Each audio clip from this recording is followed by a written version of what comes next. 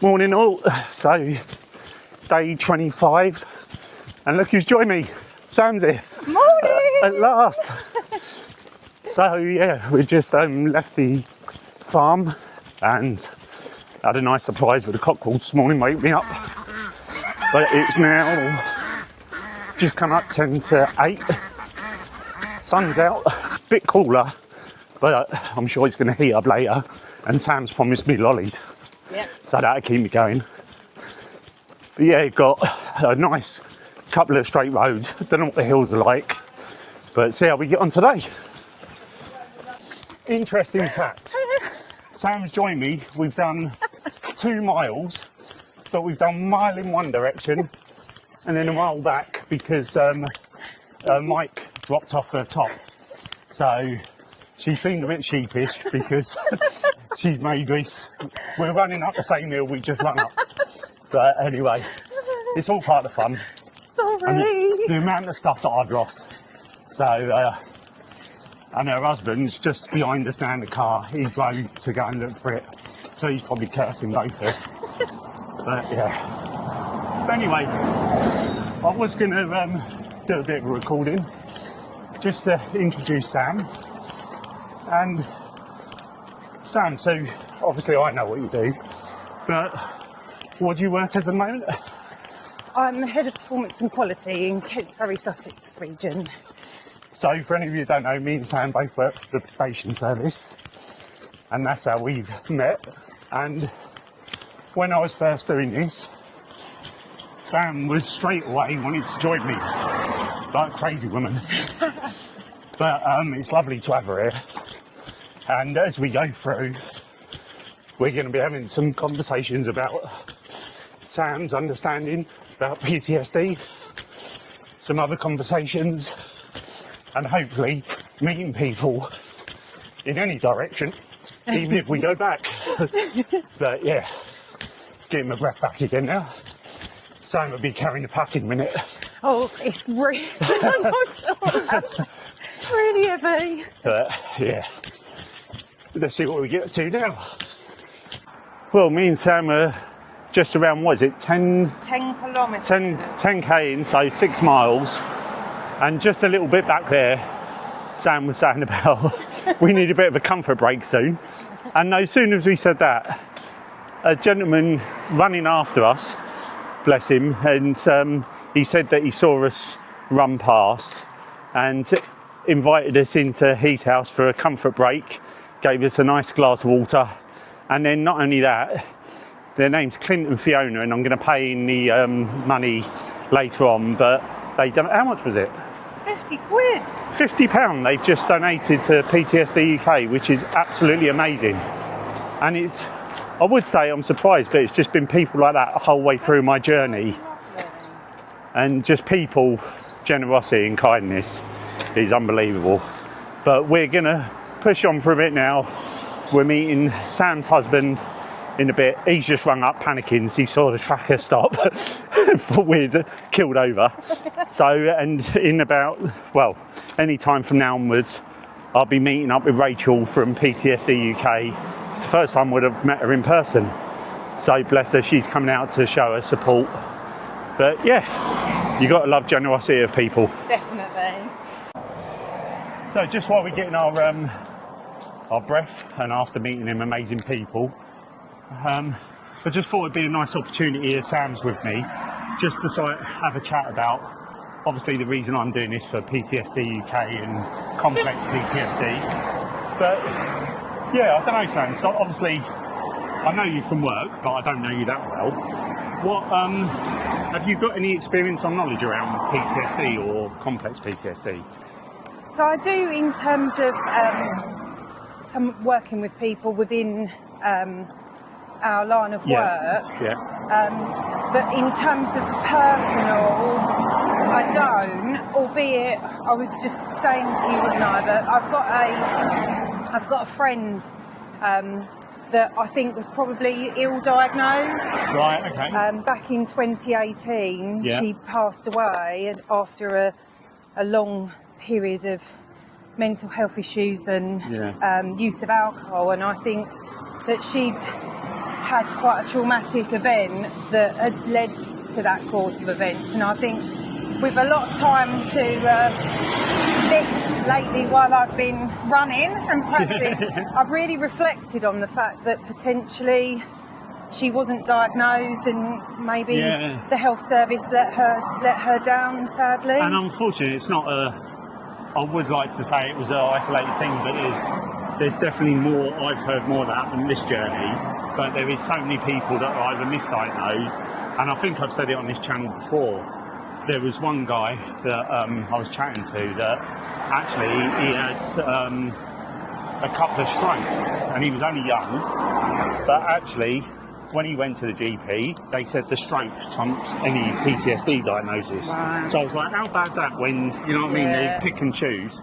But yeah, and I know especially, you know, we're in the realms where we support other people as well, and so we see a wide range of that. But it's interesting that you said when you was like doing training runs for this, that what I found the same as you. You're doing like runs, and it does open your mind to then start thinking about, because you haven't got anything else to think about, have you? You've got that space, and I think I think you're so courageous, having spent so many hours on your own, getting through these miles, because it certainly is. I think the difference for me though, and what I've tried to do, and I didn't even think I'd be able to do one day with it. But I had it all planned. I downloaded like podcasts and music and everything, because I'm rubbish in my own headspace. But actually what I found doing this, I can't remember, I think I only lasted about 5 minutes on my headphones. So I've actually it's not been isolated in my own head, because as we just experienced, people that we've just seen, I'm having so many conversations and people running up. And I know that that's like blown you away a bit, but for me that was just the norm, and that's a lovely experience to have. Absolutely. I mean, the fact that they didn't actually even know what charity that you were doing this for, but were they change what you just said, we're doing it for, well, because and you won't know as well, so not only, I know Sam's just joined me on here, but I've got a Teams WhatsApp chat group that I check in every day, and they check in with me, and Sam's part of that. And actually what they probably don't realise is them times where I'm on my own, just getting them little encouraging messages, or even when before I record some of this stuff, I've done little like messages just to the group, and it's actually that group chat that's like pulled me out of some dark holes and kept me going. But yeah, you're definitely, so it's not what I'm doing, it's you're part of the team, and it's been really nice to have you here. But yeah, it's the other thing is we went in for that comfort break, and the bloke said to Sam that, I think, we won't see anything for a couple of miles. So we might be leaning on her husband a bit, just to get a bit of a break, and then we'll see how the rest of the day goes. But it just shows you that like yesterday when I was really struggling in the heat, and I do believe it definitely feels hotter at this time already, but just having that Sam here with me, and I think in life what it's taught me is not just PTSD, but any mental health illness, any loneliness, any sort of stuff, it definitely helps when you can share it with other people and just talk and spend time with other people as well. Absolutely. Okay, brilliant. Look, I've got to catch up Sam now to make me run faster. But we just stopped off because met Rachel from PTSD UK. And that's the first time that I've seen her in person. So it was lovely for her to come down and just chat. And she bought a couple of well-deserved new tops. So be glad to put some clean ones on. But one thing she did say, which was surprising to me and blew me away a bit, that already with the amount that I say we've all raised, people donating, that's around 5% of their yearly donation income. So it's crazy to think that just what I'm doing is brought in 5% of their whole income for charity donations, and that's not just because what I'm doing, that's everyone that's sponsoring. So yeah, we're all in that together. Sam's keeping me going, so that's good.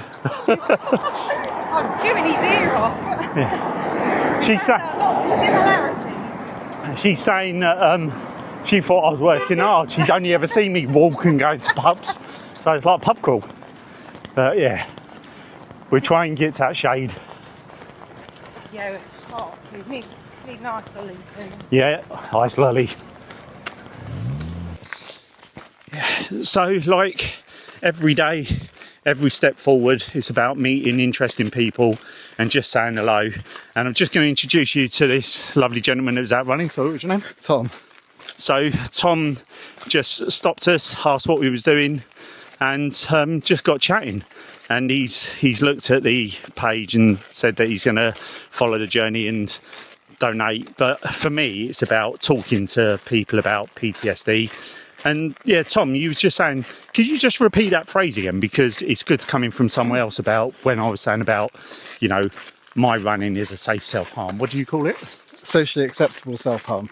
Yeah, I might coin that phrase. I like it. And without saying anything that's, you know, uncomfortable for you, what was it that you're using your running for? And Well, I didn't actually get to tell you all of it, but about 3 years ago I started running. But I wanted to start a long time before that. Yep. So I quit drinking 6 years ago. Right, okay. And then I wanted to start running, and I could never quite. I'd sign up to a half marathon, didn't turn up, didn't train. Just going to move this over. So, yeah, sorry. Then sign up to a second half. Yep. Same thing, just couldn't quite, although I wanted to do it, I just couldn't find, I don't know, the get up and go. And then eventually the third time it clicked, and then 3 years later it's kind of something that I need to do, that I want to do. Yeah, you know, it's kind of completely changed direction, and you know, as well as quitting drinking and generally trying to get healthy. And I think like what I was saying before, it's just because people think, oh, well, they're doing the right thing, you know, out running, doing it. But that doesn't mean to say that it gets rid of all that bad stuff, but it just helps you process it, I suppose, a bit more. Well, I don't know if anything gets rid of your problems. Yeah. But it's definitely the healthiest way that I've come across to confront them. And like I was saying to you, it's funny that you're raising awareness of PTSD.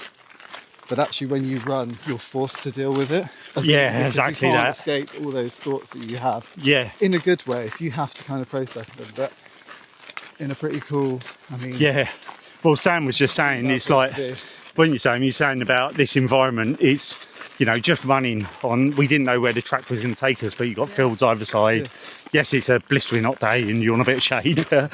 So how far have you come today, or what have you? I'm meant to be doing 15 miles because I'm doing a trail marathon. Oh wow! At the end of June. Okay.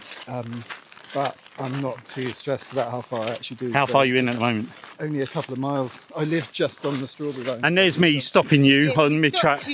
I was looking for an excuse. I thought, here's something I can. Do you know what? I'm all over that. I'm always looking for excuses to stop. So it sounds like we're all helping each other. But yeah, thank you for taking the time just to speak. And I think it's really helpful when it comes from other people about. Yeah. And just say your phrase again. What did you say it was? Oh, what? It's running is socially acceptable self-harm. Yeah, I'm all over that. So yeah, hope safe on the journey anyway. And hope you smash that run. Cheers. Well, it's definitely a hot one this afternoon. It's now, I don't know, what's time, Sam? But we've just been walking along this like cycle path, and yeah, we're just about to pick up the A38, I think. What was the time? 1:40. So it's 1:40. Sam's still with me, still pulling me along, and we've just had a bit of a bizarre. We saw a little place that it said ice creams and toilets, so we was like, right, we'll have a bit of a stop, and it was, I don't even know how to explain it, just just like a street party, and lots of older generation, and it was lovely, but there was everything from llamas, a steam train, in the middle of a housing estate. And we had a nice sorbet, and I'll pop the picture of us on the screen, but yeah, lovely sorbet, had some nice cold water, because all our water is like boiling at the moment. And yeah, we're just on the move again. We're probably about, I don't know, probably about another 15 minutes before we see Rob, Sam's husband. And what do you say we worked out? We've probably got about another 15k, did we say? yeah, probably about another 15k left before we get to the destination. But Sam thinks we're doing well. I feel like struggling today because of the heat, and this pack feels heavy today. Well, it feels heavy every day, but yeah, but we're getting there, and it's nice to be in the countryside. So the end of day 25, and today's been a mixed bag really. It's been lovely seeing Sam and her husband Rob, who's been with me for the day. You know, such dedication to not only travel down, they stayed in a hotel in Bristol the night before that they booked specially for this, but to then they come down, met me at 7:30 this morning, and just to be with me and support me and, you know, wanting to do it, just to, yeah, show their support is just, yeah, brilliant. But we had some fun. We had some lovely people that we met, and I think Sam was, I haven't taken it for granted, but Sam was a bit more blown away than me, so I always appreciate and love meeting new people, but I suppose after 26 days, it's not become the norm, but it's not a surprise to me as much as I've seen it all over the country, whereas that was Sam's first experience. So it's like, took a breath away a little bit of how supportive and kind people are. So it was nice for her to see that firsthand. Had some nice donations. Had that £50 cash from the couple that offered us a comfort break and glass of water, and then loads of people scanning the QR codes and wanting to donate. And then had not a surprise, I knew that she was coming down, but she went out of her way. So Rachel, one of the team and staff at PTSD UK, and she was the first one I contacted when I wanted to work with PTSD UK. So she's been at the start of this journey, at the very start. And it's the first time that I've met her in person. So it was lovely to catch up. We had, you know, swapping stories about my journey and just talking about things. She brought me down some more tops, which was lovely, well needed. But one of the things that was really like one of the stats that she said that's like put it all into perspective for me is that she said what has been raised so far on just this one challenge is basically 5% of their yearly, like what they account for any fundraising. So they said it's massive for them that, you know, 5% is just what I've raised by doing this one thing, and that's thanks to you and everyone that's been on the journey, that's been supporting and donating. So yeah, it's nice to know how much of an impact this one journey is not only having on me and the people I meet, but also what it's doing for that charity. And when I first met them, it was only Rachel and Jackie that was there, and now they've got a team of, I think, 4 or 5. So the charity is definitely growing, but just because they're a small number in their team, they work so hard and they have a big reach over all of the UK.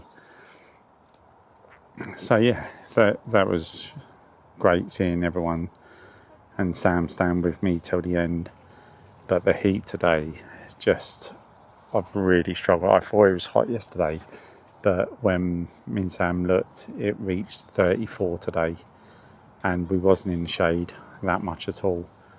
So we was running full blast heat, our waters, and the water even in my front pouches were after 15 minutes just boiling hot. So we had to keep on stopping and getting drinks. Sam got me a nice like ice cream. It was just really needed, and it was a nice sorbet, so it was really fresh. But unfortunately, because of the heat, Sam done amazingly, but I started to feel it, well, for most of the day with that pack on. And then for the last 4 or 5 miles, started to feel it to the point where Sam noticed I went a bit quiet, and I started to feel a bit dizzy and sick. So as much as I don't like not doing my total amount, I had to be sensible and just realise and listen to my body. And so I made the decision of calling it a day at mile 20 and just looking for a campsite, which they drove me to, and I found this lovely campsite. Again, they're supporting the challenge, so they give me a lovely little pitch, and the ladies just come out and offer me a cup of tea. But I've bought some stuff. They've got a fridge here and showers. Got here about just gone 4 o'clock, and it's 5:30 now. But yeah, I just couldn't do it anymore. And I think if I hadn't stopped, and if my pride had got in the way and I had pushed forward for the extra 6 miles or wherever we needed to do, it wouldn't have been in a good place. And I think that could have been the end of the challenge for me. So I'm glad I took the sensible option, because it's about getting to the end now. But the pack weight is definitely, I mean, when it wasn't this hot, my body's starting to really like ache, and the pack's feeling more heavier, a little bit more uncomfortable. Nothing wrong with the pack, it's just my body. But adding the heat on today, it just felt, instead of 40 pounds, it felt like it was 80 pounds, and everything was hurting, and I was sweating, and it just wasn't pleasant. But bless Sam, I did feel guilty, because she's done all the training and, expecting to run alongside me. And for the most of the day, we've still been keeping up with the pace of running, but we've had to like fast walk and stop a lot, because that's the only way you can function in the heat today. But yeah, I'm really impressed with her that, she'd done the 20 miles, and actually, I know she wasn't carrying the pack, but she was really solid, and, had just a good stamina in doing it. And no doubt that she would have been able to run like 26, 27 miles. And if I didn't have the pack on, then I would have been there with her. But we both found the heat really hard today. So yeah, I've just pitched up. I'm gonna have a shower. Got a bit of steaks. I just need that energy. Just downed a whole. Shows you how thirsty I was. A whole litre of fresh orange. Then I've got some fizzy drinks as well. And Sam, bless her, Sam and Rob, I didn't realise, but again, in the end, they give me some cans of Guinness, and some Haribo. So it was lovely of them to think about that as well. So they're in the fridge, and I'll have that as a bit of a nightcap, I think, definitely. But yeah, getting to the end now. Day 26. I think I said day 26. I meant the end of day 25 today, so it's day 26 tomorrow. And then pushing forward. So yeah, I've only got a few more days now. And then I see Dylan I think Dylan's meeting me on day 28, 29. And then, push forward to the end. But I just hope this is the hottest part of this little heat wave. And I hope it starts getting cooler tomorrow, because that's going to be a struggle if not. and I might have to change my route to just try and dip into some shaded areas. But yeah, I might think about it later. I'll see what the weather's looking like, but I might even start like at 5 or 6 o'clock just to start in that cooler weather, so when it reaches like 10, 11, 12, I would have got the best part of the day out of the way. But anyway, I'm going to sign this video off here. I want to say a massive thank you to Sam, because I know that she was supporting me. I know that Rob was supporting me, and they was doing it because they wanted to be there, but I don't think they understand how much of a boost it gives me, not only having people supporting me, but people that I know, and just having that familiar face. So yeah, I want to say thank you to Sam, thank you to everyone in the background that's been supporting me, my team that's been on messages supporting me, friends, family, and everyone watching that is supporting me by watching these videos and supporting PTSD. Please keep on watching and sharing it. Keep speaking to those people around you just by saying hello, good morning, good afternoon. You don't know what conversations that sparks. Signpost people if needed, either to PTSD UK or to any of my videos, or any sort of support or help. And as I keep on saying, it's okay not to be okay. Every step towards recovery matters, whether it's a physical step or mental step. And remember, everyone can get PTSD or complex PTSD, no matter what job they're in, no matter what age they are, no matter what background they come from.